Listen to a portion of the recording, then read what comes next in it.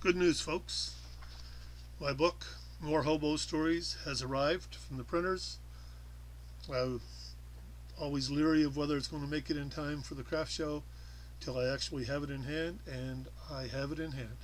So let me give you a little sample of what it is that you'll be buying if you purchase this book. The Knife Sharpener. The knock at the door came as no surprise. The train's whistle had sounded when I was clearing the table of breakfast dishes. By now, it was inevitable that a blow would be knocking. Ever since the early 1930, hobos followed the arrival of the morning train like daylight follows the rising sun. This time, however, it was different. The smiling face presented to me when I opened the door did not start with the usual, "Can you spare a little food?" line. Instead, he said, "I think I got here just in time." I returned a confused look to this comment. From his pocket, he withdrew a wooden-handled whetstone. "Ma'am, I'm here to sharpen your knives."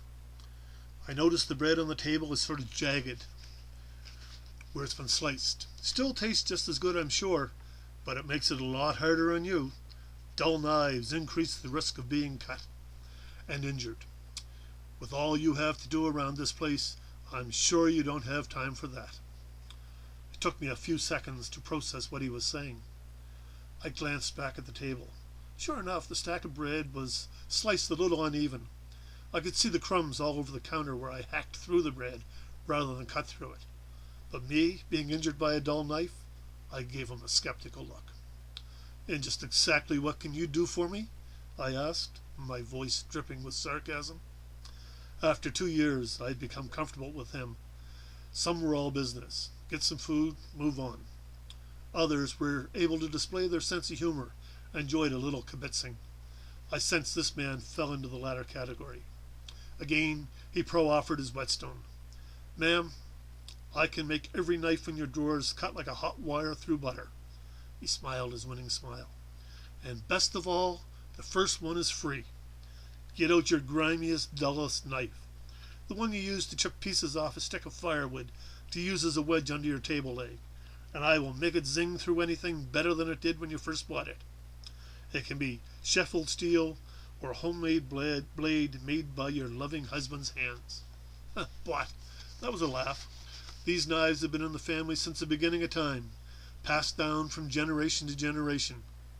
"The first one free sounds good," I said. "But after that, I'll tell you right up front, there's never been a surplus of money in this house, and it hasn't gotten any better during the last few years.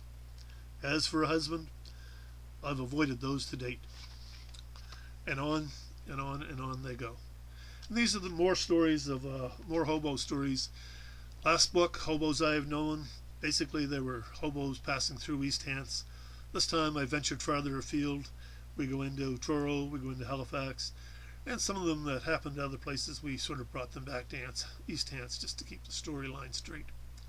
So, November 2nd, 4 Points Hall in Laddie's Brook, 10 in the morning till 3 in the afternoon. It's going to be a craft fair. Amongst the things there will be more hobos I have known. See you there.